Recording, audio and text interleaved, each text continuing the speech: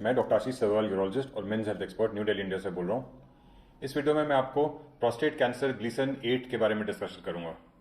अगर किसी का ग्लीसन 8, 9 या 10 हुए, इसका ये सिग्निफिकेंस है कि ये वाले ज़्यादा अग्रेसिव कैंसर्स होते हैं, हाई रिस्क कैंसर्स होते हैं।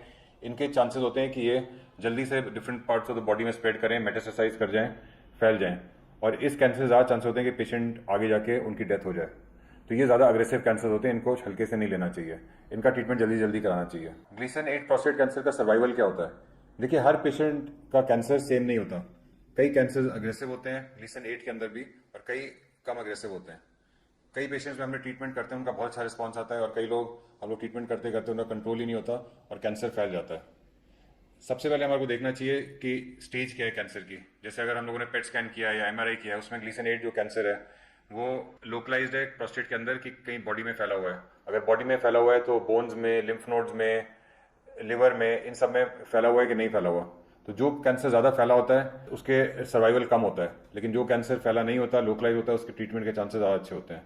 अगर मैं आपको एक प्रोस्टेट कैंसर का डेटा देता हूँ, तो यूएस में हर साल करीब 2 लाख लोग प्रोस्टेट कैंसर से डायग्नोस होते हैं, लेकिन उसमें सिर्फ 10% का ही डेथ होती है, मतलब कि 20,000 लोगों की। तो 90% लोग जो हैं, 1,80,000, वो कभी भी प्रोस्टेट कैंसर से डेथ नहीं होगी उनकी।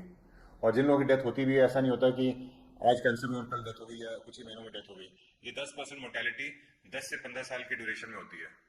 तो आपको घबराना नहीं चाहिए कि आपका प्रोस्टेट कैंसर डायग्नोस हुआ है तो अब इसका कोई ट्रीटमेंट नहीं, और थोड़े दिन के ही मेहमान है। क्योंकि प्रोस्टेट कैंसर जो होता है, अगर ठीक से ट्रीट किया जाए तो उसकी लाइफ बहुत अच्छी होती है। और जो सबसे इंपॉर्टेंट क्वेश्चन है कि अगर आपका ग्लीसन 8 कैंसर है तो उसके लिए आपके लिए कौन सा ट्रीटमेंट बेस्ट है। और अगर आपका ग्लीसन 8 कैंसर है और अगर आपने पेट स्कैन किया है और पेट स्कैन में आया है कि कैंसर अभी भी लोकलाइज है, कहीं फैला नहीं है, या सिर्फ थोड़ा बहुत आसपास ही फैला है, मतलब प्रोस्टेट के थोड़ा बाहर फैला है, सेमिनल वेसिकल्स में फैला है, या बॉडी में कहीं नहीं फैला, सिर्फ पेल्विक लिम्फ नोड्स में फैला है, तो उस कंडीशन में हम लोग सर्जरी करके पूरा प्रोस्टेट, लिम्फ नोड्स, ये सारा कुछ निकाल सकते हैं और पेशेंट कैंसर फ्री हो जाएगा। तो देखिए, जब ग्लीसन 8 कैंसर है और लोकलाइज्ड है तो उसमें सर्जरी के काफ़ी सारे एडवांटेजेस हैं जो मैं आपसे डिस्कस करूंगा। देखिए, अगर किसी का ग्लीसन 8 कैंसर है और वो सर्जरी कराता है तो रोबोटिक सर्जरी से हम लोग पूरा प्रोस्टेट, साथ में लिम्फ नोड्स, सारा कुछ निकाल के और उसको हिस्टोपैथोलॉजी टेस्टिंग के लिए भेजते हैं। और उस पैथोलॉजी टेस्टिंग में एग्जैक्टली समझ आता है कि कैंसर लोकलाइज है कि कहीं फैला हुआ है। काफ़ी बारी कैंसर लोकलाइज होता है तो हमारे को पता चल जाता है पेशेंट कैंसर फ्री है, और हमारे को आगे जाके रेडिएशन की कोई ज़रूरत नहीं है, या कीमोथेरेपी की या हार्मोन थेरेपी की कोई ज़रूरत नहीं है। और इन सब थेरेपीज के, रेडिएशन के, हार्मोन के, कीमोथेरेपी के बहुत साइड इफेक्ट्स होते हैं, तो उन सब साइड इफेक्ट्स से हम बच सकते हैं।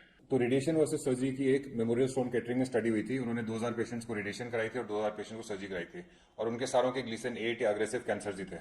और उन्होंने देखा कि अगर हम सर्जरी पहले करते हैं अग्रेसिव कैंसर में, हाई रिस्क कैंसर में, तो उसके रिजल्ट्स रेडिएशन से ज़्यादा बेटर हैं। और उनके रीजन उन्होंने यही दिए, एक तो एग्जैक्ट स्टेज पर चल जाती है सर्जरी के बाद और हम सेकेंडरी ट्रीटमेंट जल्दी स्टार्ट कर सकते हैं, लेकिन रेडिएशन के बाद एक तो एग्जैक्ट स्टेज नहीं पता चलती, पता ही नहीं चलता कि कैंसर क्योर हुआ है कि नहीं हुआ, और अगर सेकेंडरी ट्रीटमेंट भी करना है वो बहुत डिले हो जाता है। और सेकेंडरी ट्रीटमेंट में हम लोग सर्जरी काफ़ी बारी नहीं भी कर सकते क्योंकि प्रोस्टेट पूरा सराउंडिंग एरिया से चिपक गया है। तो अगर आपका ग्लीसन 8 कैंसर है और लोकलाइज है तो बेस्ट ट्रीटमेंट इसका रोबोटिक सर्जरी है, जिसमें हम पूरा प्रोस्टेट और लिम्फ नोड निकाल दें। सर्जरी के ये भी एडवांटेजेस हैं कि सर्जरी से पूरा प्रोस्टेट निकल जाता है, तो बुढ़ापे में जो प्रोस्टेट की बीमारियां होती हैं, जैसे यूरिन रोक रोक के आना या ब्लड आना यूरिन में, ये सब चीज़ें सर्जरी के बाद नहीं होती। लेकिन रेडिएशन के बाद प्रोस्टेट फिर भी बॉडी में होता है, तो बुढ़ापे की बीमारियां जो होती हैं, प्रोस्टेट की यूरिन रोक रोक के आना या ब्लड आना, वो सारी चीज़ें रेडिएशन के बाद हो सकती हैं। इसके अलावा देखा गया है कि जिनको रेडिएशन दी थी प्रोस्टेट कैंसर के लिए, 20-30 साल बाद उनको सेकेंडरी कैंसर ब्लैडर में हो गए। 3 से 5% रिस्क होता है जिसको रेडिएशन मिली है प्रोस्टेट कैंसर के लिए, उसको ब्लैडर कैंसर हो गया। तो definitely high risk prostate cancer जो होता है, ग्लीसन 8 कैंसर होता है, अगर वो लोकलाइज्ड है तो रोबोटिक सर्जरी बेस्ट ट्रीटमेंट है। रेडिएशन से कई गुना ज्यादा उसके बेनिफिट्स हैं। अब नेक्स्ट क्वेश्चन है कि अगर आपने रोबोटिक सर्जरी करानी है तो कहाँ पे कराएं। देखिए, रोबोट आजकल बहुत सारे हॉस्पिटल्स में आ रहा है, और नए नए जगहों पे जिन्होंने कभी रोबोटिक सर्जरी नहीं करी, कोई प्रॉपर ट्रेनिंग नहीं करी, वो वाले लोग भी रोबोटिक सर्जरी करके प्रोस्टेट कैंसर का ट्रीटमेंट कर रहे हैं। अगर आप अनट्रेंड हैं, आपने रेगुलरली रोबोटिक सर्जरी नहीं करते प्रोस्टेट कैंसर की, तो इस सर्जरी के बाद काफ़ी साइड इफेक्ट्स हो सकते हैं, जैसे कि यूरिन लीकेज या इरेक्शन की प्रॉब्लम। मैंने अपनी ट्रेनिंग 2008 से लेकर 2011 तक यूनिवर्सिटी ऑफ मियामी यूएसए में करी थी। वहाँ पे हम लोग रोज़ 2 या 3 रोबोटिक सर्जरीज करते थे, और अच्छी तरह ट्रेनिंग करके मैं इंडिया आया हूँ, और यहाँ पे हम अपोलो हॉस्पिटल न्यू दिल्ली में रेगुलरली रोबोटिक सर्जरी कर रहे हैं। तो आपको ऐसे ही डॉक्टर के पास जाना चाहिए जो रेगुलरली रोबोटिक सर्जरी कर रहा है, और उससे ही उसके अच्छे रिजल्ट्स आएंगे। अगर आपको भी ग्लीसन 8 प्रोस्टेट कैंसर है और उसके लिए आप मेरे को कंसल्ट करना चाहते हो, तो आप मेरे को ईमेल कर सकते हो या व्हाट्सएप कर सकते हो। मेरा ईमेल एड्रेस और व्हाट्सएप नंबर नीचे डिस्क्रिप्शन में दिया हुआ है। धन्यवाद।